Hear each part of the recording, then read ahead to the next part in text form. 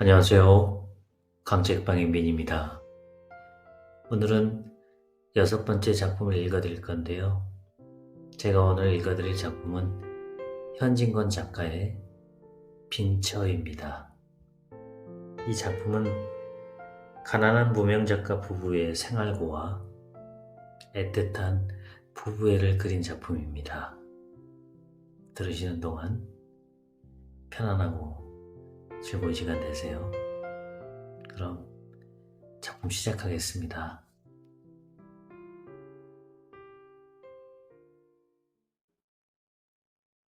빈처, 현진건. 그것이 어째 없을까? 아내가 창문을 열고 무엇을 찾더니 입안말로 중얼거린다. 무엇이 없어? 나는 우두커니 책상머리에 앉아서 책장만 뒤적뒤적 하다가 물어보았다. 못 본단 저고리가 하나 남았는데. 나는 그만 묵묵하였다. 아내가 그것을 찾아 무엇하려는 것을 알미라. 오늘 밤에 옆집 할멈을 시켜 잡히려 하는 것이다.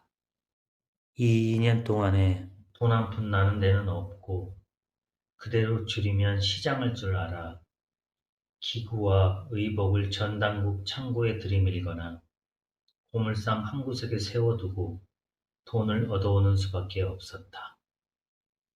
지금 아내가 하나 남은 모본단 저고리를 찾는 것도 아침거리를 장만하려 함이라. 나는 입맛을 쩍쩍 다시고 폈던 책을 덮으며 한숨을 내쉬었다.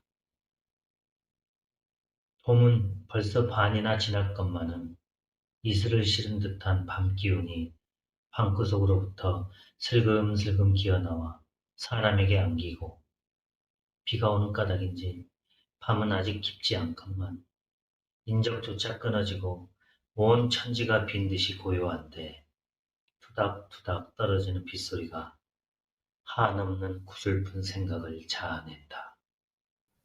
필요먹을 것 되는 대로 태어라. 나는 점점 견딜 수 없어 두 손으로 흐트러진 머리카락을 쓰다듬어 올리며 중얼거려 보았다. 이 말이 더욱 처량한 생각을 일으킨다. 나는 또 한 번 한숨을 내쉬며 왼팔을 베고 책상에 쓰러지며 눈을 감았다. 이 순간에 오늘 지낸 일이 불현듯 생각이 난다. 늦게야 점심을 마치고 내가 막 골련 한 계피를 피워물 적에 한성은행 다니는 T가 공일이라고 놀러 왔었다. 친척은 다 멀지 않게 살아도 가난한 꼴을 보이기도 싫고 찾아갈 적마다 무엇을 끼워내라고 조르지도 아니하였건만 행여나 무슨 구차한 소리를 할까 봐서 미리 방패막이를 하고 눈살을 찌푸리는 듯하여 나도 발을 끊고 따라서 찾아오는 이도 없었다. 다만 이 T는 촌수가 가까운 까닭인지 자주 우리를 방문하였다. 그는 성실하고 공순하며 소소한 소사에 슬퍼하고 기뻐하는 인물이었다. 동년배인 우리 둘은 늘 친척 간의 비교거리가 되었었다. 그리고 나의 평판이 항상 좋지 못했다. T는 돈을 알고 위인이 진실해서 그 애는 돈푼이나 모을 것이야. 그러나 K는 아무짝에도 몹쓸 놈이야. 그 잘난 원문 섞어서 무엇라고 끼적거려 놓고 제주지에 무슨 조선의 유명한 문학가가 된다니. 헤, 실업의 아들로. 이것이 그네들의 평판이었다. 내가 문학인지 무엇인지 하는 소리가 까닭없이 그네들의 비위를 틀린 것이다. 더군다나 나는 그네들의 생일이나 혹은 대사 때에 돈 한 푼 이렇다는 일이 없고 T는 소위 착실히 돈벌이를 하여가지고 국수 밥솥 하나 보조를 하는 까닭이다. 얼마 아니 되어 T는 잘 살 것이고 K는 거지가 될 것이니 두고 봐. 오촌 당숙은 이런 말씀까지 하였다 한다. 입 밖에는 아니 내어도 친부모, 친형제까지라도 심중으로는 다 이렇게 생각할 것이다. 그래도 부모는 달라서 화가 나시면 네가 그러하다가는 말경의 비렁뱅이가 되고 말 것이야 라고 꾸중은 하셔도 사람이란 늦봉 모르느니라 그런 사람은 또 그렇게 됐느니라 하시는 것이 스스로 위로하는 말씀이고 또 며느리를 위로하는 말씀이었다. 이것을 보아도 하는 수 없는 놈이라고 단념을 하시면서 그래도 잘되기를 바라시고 축원하시는 것을 알겠더라. 여하간 이만하면 T의 사람됨을 가히 알 수가 있다. 그러고 그가 우리 집에 올 것 같으면 지어서 쾌활하게 웃으며 힘써 재미스러운 이야기를 하였다. 단둘이 고적하게 그날그날을 보내는 우리에게는 더할 수 없이 반가웠었다. 오늘도 그가 활발하게 집에 쑥 들어오더니 신문지에 싼 기름한 것을 이것 봐라 하는 듯이 마루 위에 올려놓고 분주히 구두끈을 끄른다. 이것은 무엇인가? 나는 물어보았다. 제 처의 양산이야요. 쓰던 것이 벌써 다 낡았고 또 살이 부러졌다나요? 그는 구두를 벗고 마루에 올라서며 나오는 웃음을 참지 못하며 벙글벙글하면서 대답을 한다. 그는 나의 아내를 보며 돌연히 아주머니 좀 구경하시렵니까? 하더니 싼 종이와 집을 벗기고 양산을 펴 보인다. 흰 비단 바탕에 두어 가지 매화를 수놓은 양산이었다. 검정이는 좋은 것이 많아도 너무 칙칙해 보이고 회색이나 누렁이는 하나도 그것이야 싶은 것이 없어서 이것을 산걸요.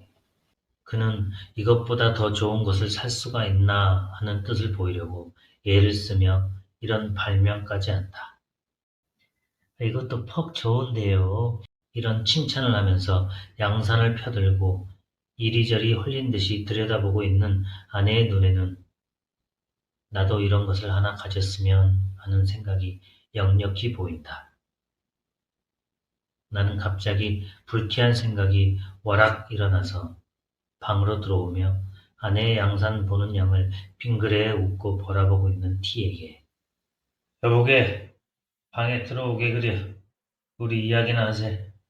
T는 따라 들어와 물가 폭등에 대한 이야기며 자기의 월급이 오른 이야기며 주건을 몇 주 사두었더니 꽤 이익이 남았다든가 이번 각 은행 사무원 경기회에서 자기가 우월한 성적을 얻었다든가 이런 것 저런 것 한참 이야기하다가 돌아갔었다. T를 보내고 책상을 향하여 짓던 소설의 결말을 생각하고 있을 즈음에 여보 아내의 떠는 목소리가 바로 내 귀 곁에서 들린다. 핏기 없는 얼굴에 살짝 붉은 빛이 돌며 어느 결에 내 곁에 바싹 다가 앉았더라. 당신도 살도리를 좀 하셔요. 나는 또 시작하는구나 하는 생각이 번개같이 머리에 번쩍이며 불쾌한 생각이 벌컥 일어난다.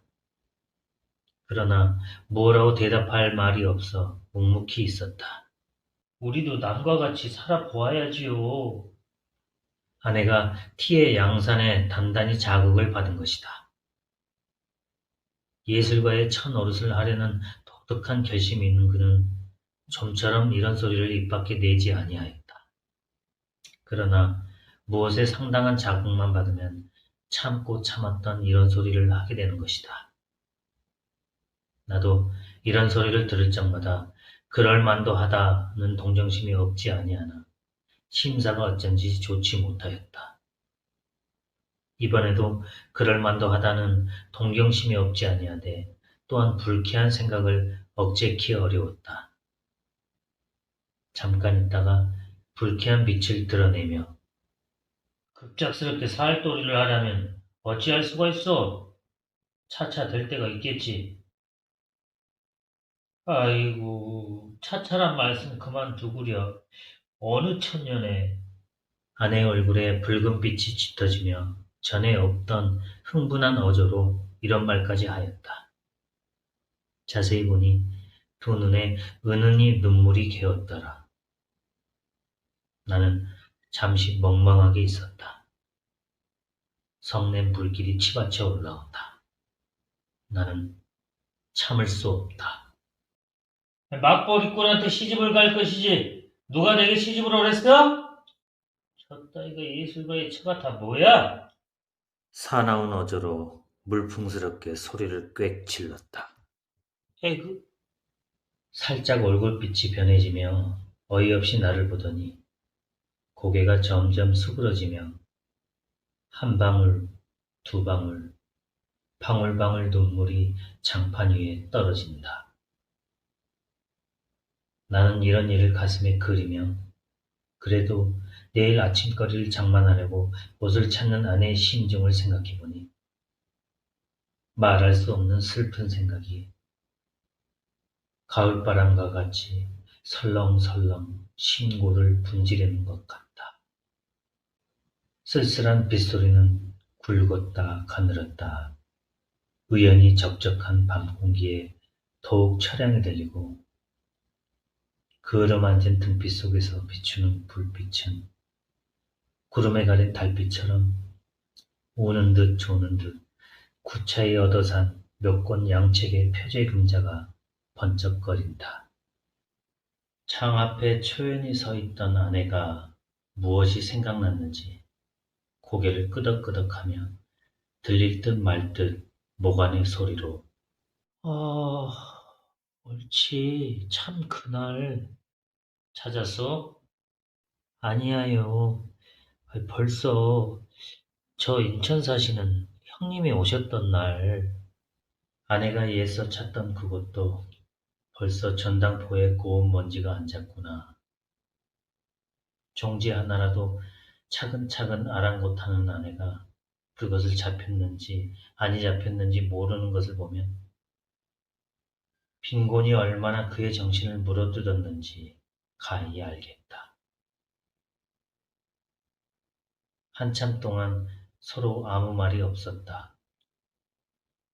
가슴이 어째 답답해지며 누구하고 싸움이나 좀 해보았으면, 소리껏 고함이나 질러보았으면, 실컷 울어보았으면 하는 일종 이상한 감정이 부글부글 피어오르며 전신에 이가 스멀스멀 기어다니는 듯 옷이 어째 몸에 끼어 견딜 수가 없다. 나는 이런 감정을 노골적으로 드러내며 점점 구차한 살림에 실증이 나서 못 견디겠지. 아내는 무엇을 생각하는지 모르게 정신을 잃고 섰다가 그 개슴츠레한 눈이 동그래지며 네? 어째서요? 뭘 그렇지? 싫은 생각은 조금도 없어요. 이렇게 말이 오락가락함을 따라 나는 흥분의 도가 점점 짙어간다. 그래서 아내가 떨리는 소리로 어째 그런 줄 아셔요? 하고 반문할 적에 나를 쑥맥으로 하러? 라고 격렬하게 소리를 높였다. 아내는 살짝 둔한 빛이 눈에 비치며 물끄러미 나를 들여다본다. 나는 괘씸하다는 듯이 흘겨보며 그러면 그걸 모를까? 오늘날까지 잘 참아오더니 인제는 점점 기색이 달라지는 걸 뭐. 물론 그럴 만도 하지만은 이런 말을 하는 내 가슴에는 지난 일이 활동사진 모양으로 얼른얼른 나타난다. 6년 전에 그때 나는 16세이고 저는 18세였다. 우리가 결혼한 지 얼마 아니 되어 지식에 목마른 나는 지식의 바닷물을 얻어 마시려고 표현이 집을 떠났었다. 광풍에 나부끼는 버들림 모양으로 오늘은 진화, 내일은 일본으로 굴러다니다가 금전의 탓으로 지식의 바닷물도 흠씬 마셔보지 못하고 반 거들충이가 되어 집에 돌아오고 말았다. 내게 시집 올 때에는 방글방글 피려는 꽃봉오리 같던 아내가 어느 결에 이유로 가는 꽃처럼 뒷뺨에 선연한 빛이 스러지고 이마에는 벌써 두어금 가는 줄이 그려졌다. 처가덕으로 직한도 장만하고 세간도 얻어 우리는 소위 살림을 하게 되었다. 처음에는 그럭저럭 지내었지만은 한 푼 나는 데 없는 살림이라 한 달 가고 두 달 갈수록 점점 곤란해질 따름이었다. 나는 보수 없는 독서와 가치 없는 창작으로 해가 지고 날이 새며 쌀이 있는지 나무가 있는지 망연케 몰랐다. 그래도 때때로 맛있는 반찬이 상에 오르고 입은 옷이 과히 추하지 아니함은 전혀 아내의 힘이었다. 전들 무슨 벌이가 있으리요. 부끄러움을 무릅쓰고 친가에 가서 눈치를 보아가며 구차한 소리를 하여가지고 얻어온 것이었다. 그것도 한두 번 말이지. 장구한 세월에 어찌 늘 그럴 수가 있으랴. 말경에는 아내가 가져온 세간과 의복에 손을 대는 수밖에 없었다. 잡히고 파는 것도 나는 아른 채도 아니하였다. 그가 애를 쓰며 퉁명스러운 옆집 할멈에게 돈푼을 주고 시켰었다. 이런 고생을 하면서도 그는 나의 성공만 마음속으로 깊이 깊이 믿고 빌었었다. 어느 때에는 내가 무엇을 짓다가 마음에 맞지 아니하여 쓰던 것을 집어던지고 화를 낼 적에 왜 마음을 조급하게 잡수셔요? 저는 꼭 당신의 이름이 세상에 빛날 날이 있을 줄 믿어요. 우리가 이렇게 고생을 하는 것이 장래에 잘 될 근본이야요. 하고 그는 스스로 흥분되어 눈물을 흘리며 나를 위로한 적도 있었다. 내가 외국으로 돌아다닐 때에 소위 신풍조에 뛰어 까닭없이 구신 여자가 싫었었다. 그래서 나의 일찍이 장가든 것을 매우 후회하였다. 어떤 남학생과 어떤 여학생이 서로 연애를 주고받고 한다는 이야기를 들을 적마다 공연히 가슴이 뛰놀며 부럽기도 하고 비감스럽기도 하였었다. 그러나 낮살이 들어갈수록 그런 생각도 없어지고 집에 돌아와 아내를 겪어보니 의외에 그에게 따뜻한 맛과 순결한 맛을 발견하였다. 그의 사랑이야말로 이기적 사랑이 아니고 헌신적 사랑이었다. 이런 줄을 점점 깨닫게 될 때에 내 마음이 얼마나 행복스러웠으랴. 밤이 깊도록 다듬이를 하다가 그만 옷 입은 채로 쓰러져 고온하게 자는 그의 파리한 얼굴을 들여다보며 아, 나에게 위안을 주고 온조를 주는 천사여 하고 감격이 극하여 눈물을 흘린 일도 있었다. 내가 알다시피 내가 별로 천품은 없으나 어쨌든 무슨 저작가로 몸을 세워 보았으면 하여 나날이 창작과 독서에 전신력을 바쳤다. 물론 아직 남에게 인정될 가치는 없는 것이다. 그 영향으로 자연 일상생활이 만류하게 되었다. 이런 곤란에 그는 근 2년 견디어왔건만은 나의 하는 일은 오히려 아무 보람이 없고 방 안에 놓였던 세간이 줄어가고 장롱에 찼던 옷이 거의 다 없어졌을 뿐이다. 그 결과 그다지 견딜성 있던 저도 요사이 와서는 때때로 쓸데없는 탄식을 하게 되었다. 손잡이를 잡고 마루 끝에 우두커니 서서 하염없이 먼 산만 바라보기도 하며 바느질을 하다 말고 실심한 사람 모양으로 멍멍이 앉았기도 하였다. 창경으로 비치는 어스름한 햇빛에 나는 흔히 그의 눈물 머금은 근심 있는 눈을 발견하였다.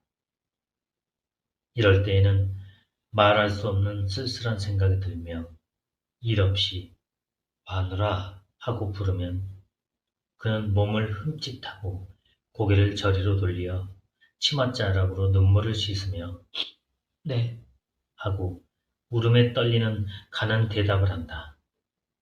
나는 등에 찬물을 끼얹는 듯 몸이 으쓱해지며 처량한 생각이 싸늘하게 가슴에 흘렀었다. 그렇지 않아도 자비하기 쉬운 마음이 더욱 심해지며 내가 무자격한 탓이야 하고 스스로 멸시를 하고 나니 더욱 견딜 수 없다. 그럴만도 하다는 동정심이 없지 아니하되 그래도 그만 불쾌한 생각이 일어나며 계집이란 할 수 없어. 혼자 이런 불평을 중얼거리었다. 환등 모양으로 하나씩 둘씩 이런 일이 가슴에 나타나니 무엇라고 말할 용기조차 없어졌다. 나의 유일의 신앙자이고 위로자이던 저까지 이제는 나를 아니 믿게 되고 말았다. 그는 마음속으로 네가 6년 동안 내 살을 깎고 잠이었구나. 이 원수야! 할 것이다. 이렇게 생각함에 그의 불같던 사랑까지 열버져 가는 것 같았다. 아니, 흔적도 없이 사라지고 만 것 같았다. 나는 감상적으로 허둥허둥하며 낸들 마누라를 고생시키고 싶어 시키겠어? 비단 옷도 해주고 싶고 좋은 양산도 사주고 싶어요. 그러길래 온종일 쉬지 않고 공부를 아니하오. 안 보기에는 편편히 노는 것 같아도 실상 그렇지 않아. 본들 모른단 말이오? 나는 점점 강한 가면을 벗고 약한 진상을 드러내며 이와 같은 가소로운 변명까지 하였다. 온 세상 사람이 다 나를 비소하고 모욕하여도 상관이 없지만 마누라까지 나를 안 믿어주면 어찌한단 말이오?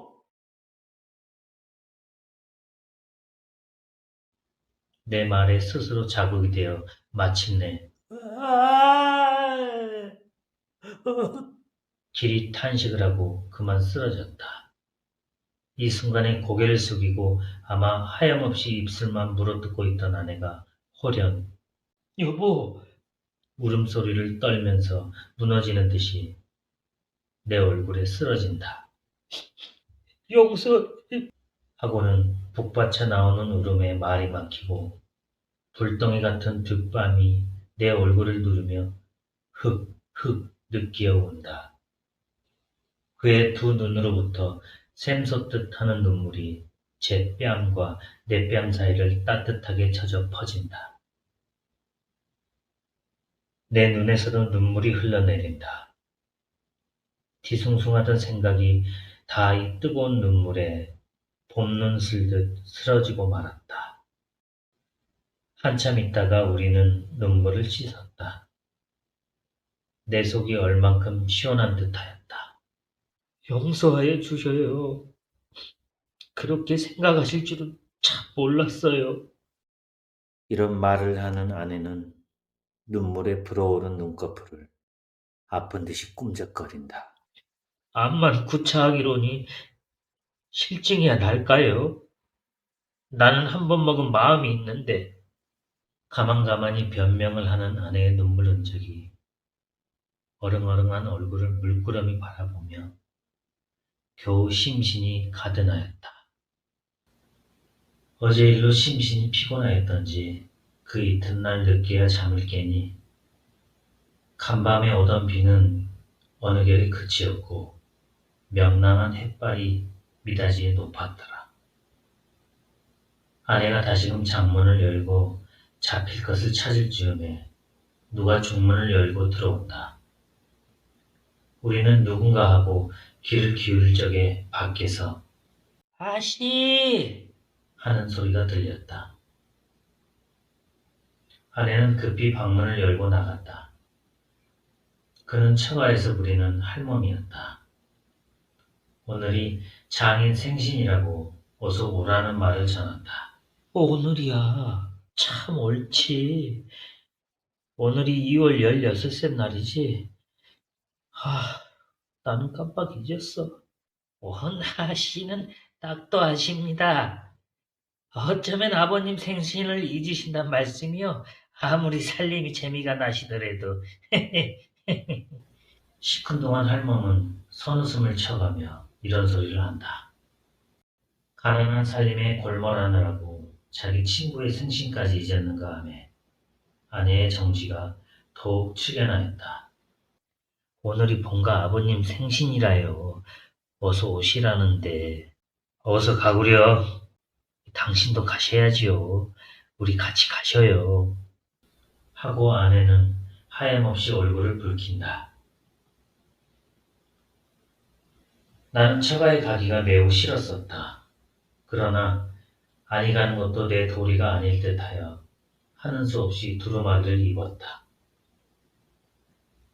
아내는 머뭇머뭇하며 양 미간을 보일 듯 말 듯 찡그리다가 견눈으로 살짝 나를 엿보더니 돌아서서 급히 창문을 얀다. 입을 옷이 없어서 망설거리는구나. 나도 슬쩍 돌아서며 생각하였다. 우리는 서로 등지고 섰건만 그래도 아내가 거의 다 빈 장안을 들여다보며 입을 만한 옷이 없어 눈살을 찌푸린 양 이 눈앞의 선연함을 어찌할 수가 없었다. 자, 가셔요. 무엇을 생각는지 모르게 정신을 잃고 섰다가 아내의 부르는 소리를 듣고 나는 기계적으로 고개를 돌렸다.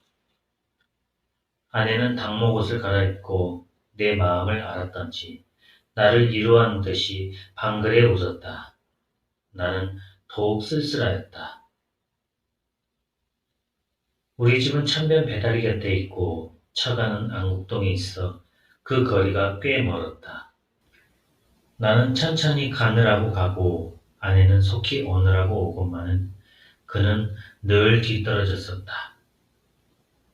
내가 한참 가다가 뒤를 돌아보면 그는 꽤 멀리 떨어져 나를 따라오려고 애를 쓰며 주춤주춤 걸어온다. 길가에 다니는 어느 여자를 모아도 거의 다 비단 옷을 입고 고운 신을 신었는데 아내만 닭목옷을 허술하게 차리고 청목당해로 타박타박 걸어오는 양이 나에게 얼마나 애안한 생각을 일으켰는지. 한참 만에 나는 넓고 높은 처가 대문에 다다랐다. 내가 안으로 들어갈 적에 낯선 사람들이 나를 흘끔흘끔 본다. 그들의 눈에 이 사람이 누구인가? 아마 이 집 하인인가 보다? 하는 경멸이 여기는 빛이 있는 것 같았다. 안대천 가까이 들어오니 모두 내게 분부히 인사를 한다. 그 인사하는 소리가 내 귀에는 어째 비소하는 것 같기도 하고 모욕하는 것 같기도 하여 공연히 가슴이 두근거리고 얼굴이 후끈거렸다. 그 중에 제일 내게 친숙하게 인사하는 사람이 있다. 그는 아내보다 3년 맞이인 처형이었다. 내가 어려서 장가를 들었으므로 그때 그는 나를 못 견디게 시달렸다. 그때는 그가 싫기도 하고 밉기도 하더니 지금 와서는 그때 그러한 것이 도리어 우리를 무관하고 정답게 만들었다. 그는 인천 사는데 자기 남편이 기밀을 하여가지고 이번에 돈 10만 원이나 착실히 땄다 한다. 그는 자기의 잘 사는 것을 자랑하고자 하면지 비단을 내리감고 치감고 얼굴에 부유한 태가 질질 흐른다. 그러나 돈으로 숨기려고 애쓴 보람도 없이 눈 위에 퍼렇게 먹는 것이 내 눈에 띄었다. 왜 마누라는 어쩌고 헛자오셔요? 그는 웃으며 이런 말을 하다가 중문편을 바라보더니 그래, 그렇지. 동부인 아니하고 오실라고? 혼자 주고받고 한다. 나도 이 말을 듣고 슬쩍 돌아다 보니 아내가 벌써 중문 안에 들어섰더라. 그 수척한 얼굴이 더욱 수척해 보이며 눈물 고인 듯한 눈이 하염없이 웃는다. 나는 유심히 그와 아내를 번갈아 보았다. 처음 보는 사람은 분간을 못하리만큼 그들의 얼굴은 혹사하다. 그런데 얼굴빛은 어쩌면 저렇게 틀리는지. 하나는 이글이글 만발한 꽃 같고 하나는 시들시들 마른 낙엽 같다. 아내를 형이라 하고 처형을 아우라 하였으면 아무라도 속을 것이다. 또 한 번 아내를 보며 말할 수 없는 쓸쓸한 생각이 다시금 가슴을 누른다. 딴 음식은 별로 먹지도 아니하고 못 먹는 술을 넉 잔이나 마시었다. 그래도 바늘방석에 앉은 것처럼 앉아 견딜 수가 없다. 집에 가려고 나는 몸을 일으켰다. 골치가 띵하며 내가 선 방바닥이 마치 폭풍에 도도하는 파도같이 높았다, 낮았다, 어질어질해서 곧 쓰러질 것 같다. 이 거동을 보고 장모가 황망히 일어서며 술이 저렇게 취해가지고 어디로 가려고? 여기서 한잠 자고 가게? 나는 손을 내저으며 아니에요. 집에 가겠어요. 취한 소리로 중얼거렸다. 차를 어쩌나. 장모는 걱정을 하시더니 할멈, 어서 인력거 한 채 불러오게. 취중에도 인력거를 태우지 말고 그 인력거 싹을 나를 주었으면 책 한 권을 사보려만 하는 생각이 있었다. 인력거를 타고 얼마 안에 가서 그만 잠이 들고 말았다. 한참 자다가 잠을 깨어보니 방 안에 벌써 난폭불이 켜었는데 아내는 어느 게로 왔는지 외로이 앉아 바느질을 하고 화로에서는 무엇이 끓는 소리가 보글보글 하였다. 아내가 나의 잠 깬 것을 보더니 급히 화로에 얹은 것을 만져보며 이제 그만 일어나 진지를 잡수셔요 하고 불이 나게 일어나 아랫목에 파묻어둔 밥그릇을 꺼내어 미리 차려둔 상에 얹어서 내 앞에 갖다 놓고 일변 화로를 당겨 더운 반찬을 집어얹으며 자 어서 일어나셔요. 나는 마지못하여 하는 듯이 부스스 일어났다. 머리가 오히려 아프며 목이 몹시 말라서 국과 물을 연해 들이켰다. 물만 잡수셔서 어째요? 진지를 좀 잡수셔야지.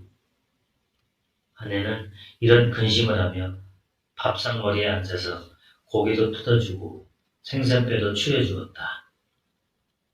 이것은 다 오늘 처가에서 가져온 것이다. 나는 만나게 밥 한 그릇을 다 먹었다. 내 밥상이 남에 아내가 밥을 먹기 시작한다. 그러면 지금껏 내 잠 깨기를 기다리고 밥을 먹지 아니하였구나 하고 오늘 처가에서 본 일을 생각하였다.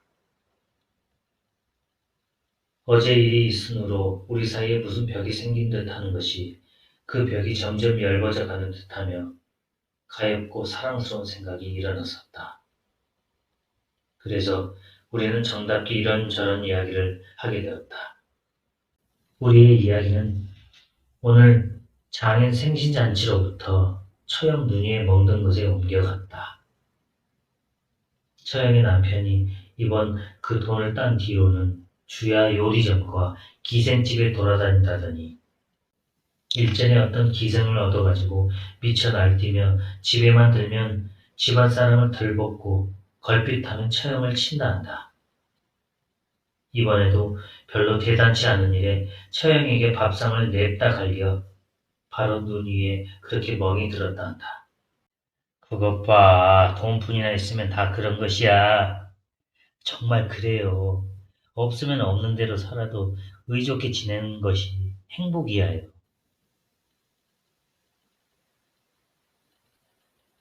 아내는 충심으로 공명해 주었다. 이 말을 들으며 내 마음은 말할 수 없이 만족해지며 무슨 승리자나 된 듯이 득이양양하였다. 그리고 마음속으로 옳다, 그렇다, 이렇게 지내는 것이 행복이다 하였다. 이틀 뒤 헤어스름의 처형은 우리 집에 놀러 왔었다. 마침 내가 정신없이 무엇을 생각하고 있을 즈음에 쓸쓸하게 닫혀있던 중문이 찌그덩하며 비단옷 소리가 사르륵 사르륵 들리더니 아랫목은 내게 빼앗기고 윗목에서 바느질을 하고 있던 아내가 문을 열고 나간다. 아이고, 형님 오셔요. 아내의 인사하는 소리가 들리더니 처형이 계집하인에게 무엇을 들리고 들어온다. 나도 반갑게 인사를 하였다. 그날 매우 욕을 보셨죠? 못 잡수는 술을 무슨 짝이 그렇게 잡수셔요? 그는 이런 인사를 하다가 급작스럽게 계집하인이 든 것을 빼앗더니 그 속에서 신문지로 싼 것을 끄집어내어 아내를 주며 내 신 사는데 네 신도 한 켤레 샀다. 그날 청목당회를 에이, 말을 하려다가 나를 곁눈으로 흘끗 보고 그만 입을 닫힌다. 그것을 왜 또 사셨어요? 해쓱한 얼굴에 꽃물을 들이며 아내가 치사하는 것도 들은 채 만취하고 처형은 또 이야기를 시작한다. 올 적에 사랑 양반을 졸라서 돈 100원을 얻었겠지.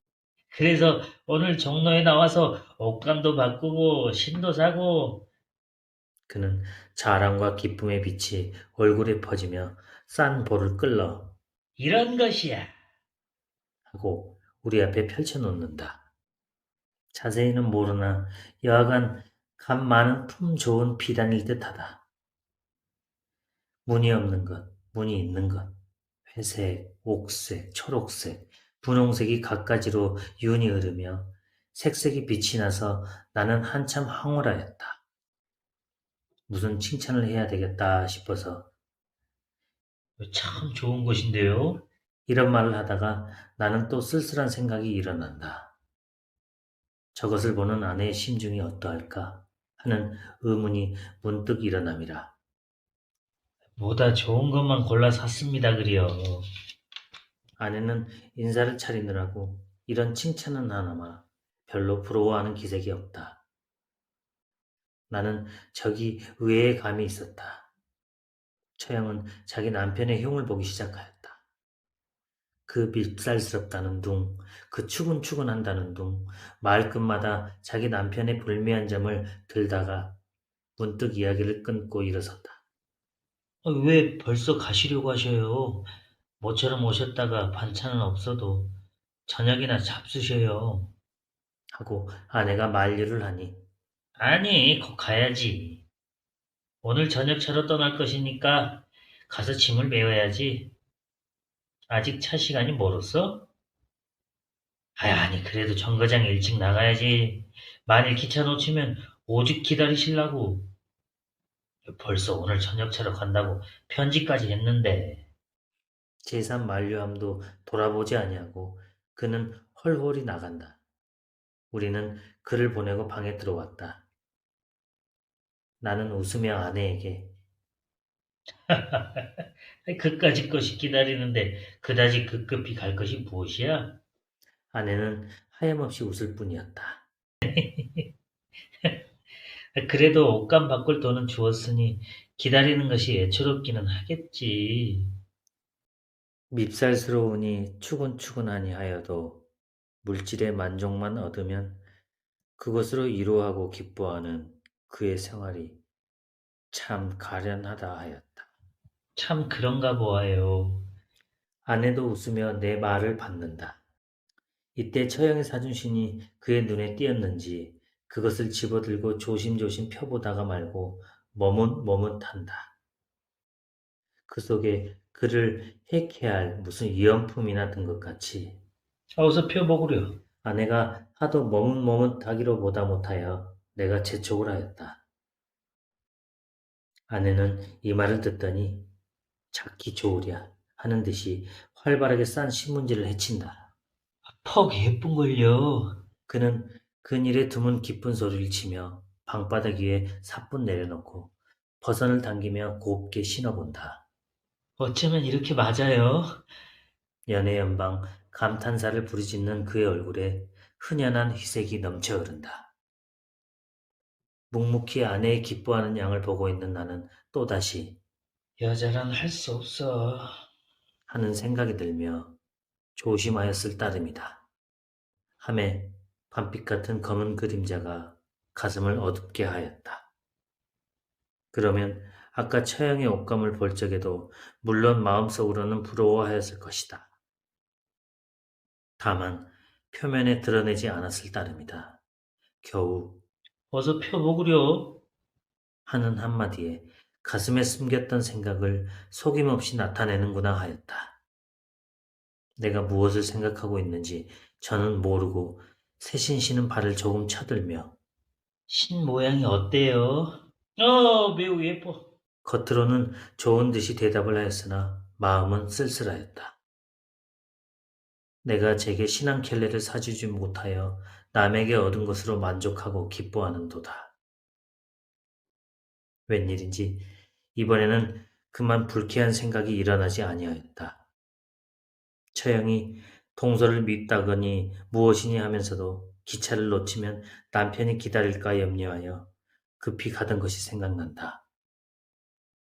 그것을 미루어 아내의 심사도 알 수가 있다. 부득이한 경우라 할 일 없이 정신적 행복에만 만족하려고 애를 쓰지만은 기실 부족한 것이다. 다만 참을 따름이다. 그것은 내가 생각해야 된다. 이런 생각을 하니 전날 아내에게 그런 말을 한 것이 후회가 난다. 어느 때라도 제 은공을 갚아줄 날이 있겠지. 나는 마음을 좀 너그럽게 먹고 이런 생각을 하며 아내를 보았다. 나도 어서 출세를 하여 비단신 한 켤레쯤은 사주게 되었으면 좋으련만. 아내가 이런 말을 듣기는 참 처음이다. 네? 아내는 제 길을 못 믿어하는 듯이 의아한 눈으로 나를 보더니 얼굴에 살짝 열기가 오르며 얼마 안 되어 그렇게 될 것이야요. 라고 힘있게 말하였다. 정말 그럴 것 같소? 나는 약간 흥분하여 반문하였다. 그러면요. 그렇고 말고요. 아직 아무도 인정해주지 않은 무명 작가인 나를 다만 저 하나가 깊이 인정해준다. 그러기에 그 강한 물질에 대한 본능적 요구도 참아가며 오늘날까지 몹시 눈살을 찌푸리지 아니하고 나를 도와준 것이다. 아, 나에게 위안을 주고 온조를 주는 천사요. 마음속으로 이렇게 부르짖으며 두 팔로 덥석 아내의 허리를 잡아 내 가슴에 바싹 안았다. 그 다음 순간에는 뜨거운 두 입술이 그의 눈에도 나의 눈에도 그렁그렁한 눈물이 물 끓듯 넘쳐 흐른다. 지금까지 현진건의 빈처였습니다.